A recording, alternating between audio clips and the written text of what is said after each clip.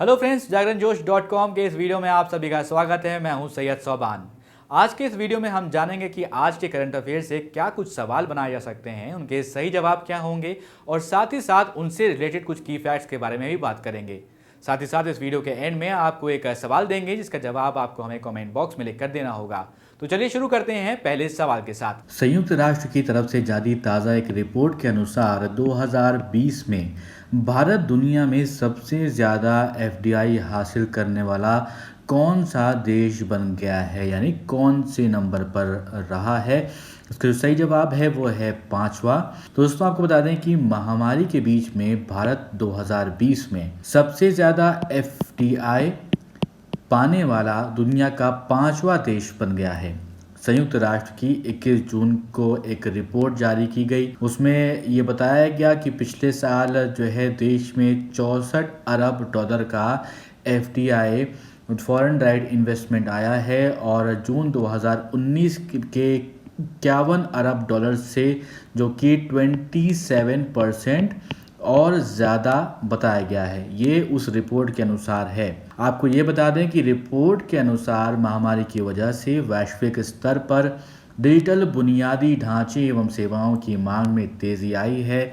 ये सब हम समझ रहे हैं और इससे आईसीटी उद्योग के लिए ग्रीनफील्ड एफडीआई और परियोजना घोषणाओं का जो मूल्य है वो 22% से ज़्यादा बढ़कर अब 81 अरब डॉलर हो गया है। बढ़ते हैं अगले सवाल पर। अगला सवाल है कि हाल ही में केंद्र सरकार ने किन 2 सरकारी बैंकों में 51% हिस्सेदारी बेचने की घोषणा करी है। इसका जो सही जवाब है वो है option A, central bank of India और इंडियन ओवरसीज बैंक। तो दोस्तों आपको बता दें कि केंद्र सरकार ने प्राइवेटाइजेशन के लिए सेंट्रल बैंक ऑफ इंडिया और इंडियन ओवरसीज बैंक का चयन किया है। केंद्र सरकार का इन दोनों सरकारी बैंकों में अपने हिस्से का विनिवेश जो है वो करेगी और पहले चरण में जो है 51% हिस्सेदारी बेचने की योजना है। प्राइवेट होने वाले दोनों bank, central bank of India और इंडियन ओवरसीज बैंक की शेयर बाजार में मार्केट वैल्यू इनके शेयर प्राइस के मुताबिक 44,000 करोड़ रुपए है, जिसमें इंडियन ओवरसीज बैंक आईओबी का मार्केट कैप 31,641 करोड़ रुपए है। इस वीडियो में आगे बढ़ने से पहले एक सूचना आप सभी दोस्तों के लिए। हमारी वेबसाइट जागरणजोश.com पर अगर आप करंट अफेयर्स पढ़ना चाहते हैं तो आपको अपने ब्राउजर में टाइप करना है www.jagranjosh.com, जिसके बाद आपको हमारी वेबसाइट का होम पेज नजर आएगा। इसके बाद आपको करंट अफेयर्स के टैब पर जाना है। जब आप करंट अफेयर्स टैब पर क्लिक करेंगे तो आपको कुछ इस तरह से पेज नजर आएगा।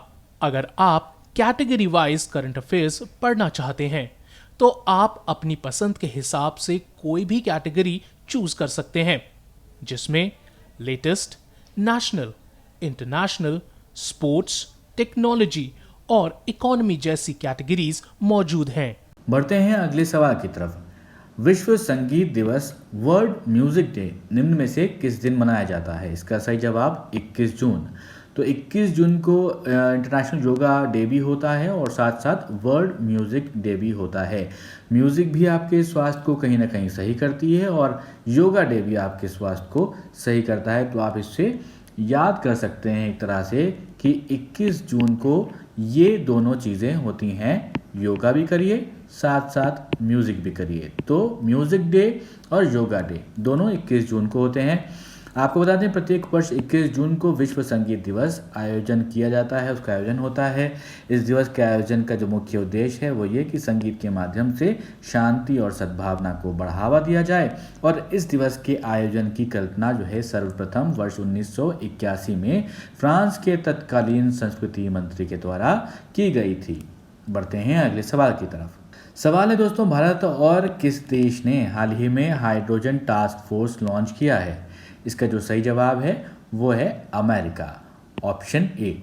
तो US India strategic partnership forum USISPF के अनुसार भारत और अमेरिका ने स्ट्रैटेजिक क्लीन एनर्जी पार्टनरशिप के तहत एक हाइड्रोजन टास्क फोर्स शुरू किया है। जो भारत के ऊर्जा सुरक्षा प्रयासों को बढ़ावा देगा। ये कार्य बल जो है वो अमेरिका की ऊर्जा विभाग, केंद्रीय नवीन और नवीकरणीय ऊर्जा मंत्रालय और USISPF के द्वारा लॉन्च किया गया था। ये कार्यबल डिकार्बोनाइजिंग उच्च प्रदूषणकारी औद्योगिक क्षेत्रों और एक हरित और स्वच्छ ग्रह को प्राप्त करने के लक्ष्यों तक पहुंचने में मदद करेगा। बढ़ते हैं अगले सवाल पर। अगला सवाल दोस्तों, प्रधानमंत्री नरेंद्र मोदी ने अंतर्राष्ट्रीय योग दिवस के अवसर पर किस ऐप को लॉन्च किया? इसका सही जवाब ऑप्शन बी एम योगा। तो प्रधानमंत्री नरेंद्र मोदी ने अंतर्राष्ट्रीय योग दिवस के मौके पर एम योगा ऐप को लॉन्च किया है।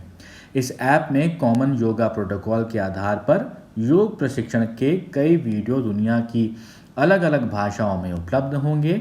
भारत ने इस ऐप को विश्व स्वास्थ्य संगठन के साथ मिलकर तैयार किया है। अंतर्राष्ट्रीय योग दिवस पर पीएम मोदी ने ऐप को लेकर ये कहा कि ये आधुनिक तकनीक और प्राचीन विज्ञान के फ्यूजन का एक बेहतरीन उदाहरण है। तो ये एक तरफ आप जहां बात करते हैं योगा की, वहीं पे साथ साथ ऐप भी एक डेवलप किया गया है और ऐप की मदद से योगा भी किया जाएगा, योगा के बारे में जानकारी भी होगी। तो इसी वजह से ये कहा गया है पीएम के द्वारा कि आधुनिक तकनीक और प्राचीन विज्ञान के फ्यूजन का एक बेहतरीन ये उदाहरण है। बढ़ते हैं अगले सवाल की तरफ। Centre for science and environment CSE द्वारा जारी ईज ऑफ लिविंग इंडेक्स 2020 में किस शहर को भारत के सबसे रहने योग्य शहर के रूप में नामित किया गया? इसका सही जवाब ऑप्शन सी बेंगलुरु। तो centre for science and environment CSE के द्वारा एक ईज ऑफ लिविंग इंडेक्स 2020 में जो है वो बेंगलुरु है, वो भारत के सबसे रहने योग्य शहर के रूप में नामित किया गया है। इस जो है ease of living index 2020 Bharat के पर्यावरण राज्य 2021 नामक रिपोर्ट का हिस्सा है। बेंगलुरु के बाद चेन्नई, शिमला, भुवनेश्वर और मुंबई क्रमशः शीर्ष 5 सर्वश्रेष्ठ शहरों के रूप में शामिल किए गए हैं। बढ़ते हैं अगले सवाल की तरफ। सवाल है, हाल ही में किस राज्य सरकार ने एक वर्षीय पाठ्यक्रम योग विज्ञान को शुरू करने की घोषणा करी है? इसका सही जवाब ऑप्शन डी दिल्ली। तो अंतर्राष्ट्रीय योग दिवस पर दिल्ली में गली मोहल्लों तक योग को पहुंचाने के विजन के साथ ध्यान और योग विज्ञान केंद्र की शुरुआत की गई है।